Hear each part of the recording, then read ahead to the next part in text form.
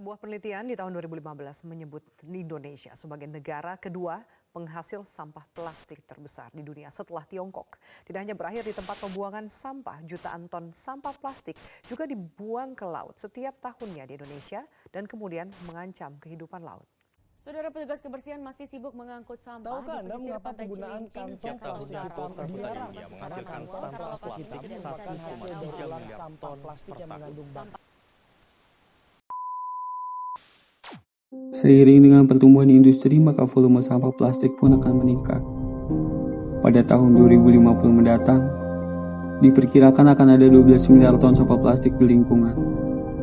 Bahkan World Economic Forum memprediksi lebih dari 30% sampah plastik tidak akan mampu tertangani, sehingga menjadi sampah yang berujung mengotori daratan dan lautan. Sampah plastik juga berpotensi mencemari tanah dan udara melalui pembakaran terbuka atau biasa disebut dengan insinerasi. Menurut Greenpeace, insinerasi sering dianggap sebagai solusi paling mudah atas permasalahan pencemaran plastik berbasis lahan skala besar. Padahal, insinerasi ini dapat menghasilkan emisi karbon dioksida terbanyak di antara metode pengolahan limbah plastik. Ketika ketergantungan pada insinerasi tumbuh, maka secara langsung emisi dari limbah plastik juga akan meningkat.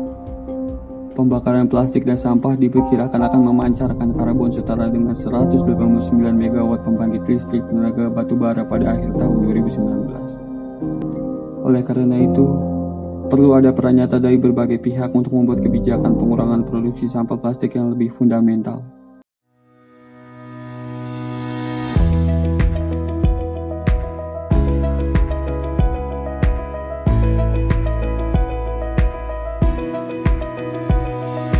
Berdasarkan permasalahan lingkungan yang telah kami sampaikan, kami menawarkan inovasi dalam bidang pengolahan sampah, khususnya adalah sampah plastik.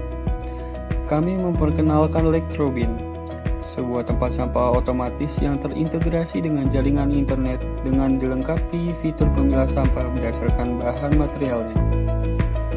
Kami sering melihat masyarakat kurang peduli dengan penggunaan tempat sampah konvensional. Oleh karena itu, Electrobin dilengkapi dengan fitur pemilah otomatis yang akan berguna untuk memilah sampah plastik dan membedakannya dengan sampah-sampah lainnya. Selain itu, Anda tidak perlu repot untuk selalu mengecek kondisi kapasitas sampah ataupun mendorongnya ketika penuh. Dikarenakan, Electrobin memiliki fitur untuk memberikan peringatan atau notifikasi ketika sampah telah penuh melalui layar tampilan LCD dan juga bunyi alarm. Berikutnya, Electrobin juga memiliki fitur kompresi dan pemanas yang digunakan untuk menekan dan memadatkan sampah agar tidak terurai. Kelebihan sampah yang terkompresi adalah sampah tidak lagi memakan banyak ruang, serta mampu didaur ulang kembali menjadi berbagai macam keperluan seperti paving block, kerajinan bernilai seni, atau bahkan kembali menjadi biji plastik. Penggunaan pemanas juga dapat disesuaikan dengan kebutuhan, sehingga tidak perlu khawatir akan tagihan listrik yang membesar. Karena dilengkapi dengan pemanas, kami juga menambahkan dengan exhaust fan demi keamanan pada saat hardware bekerja.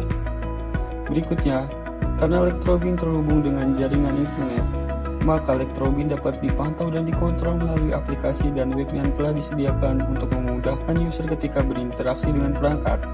Tampilan interface yang simpel dan sederhana membuat user tidak perlu khawatir akan kebingungan dalam pengoperasiannya, karena sudah dilengkapi dengan tambahan keterangan mengenai parameter dan tombol yang disediakan.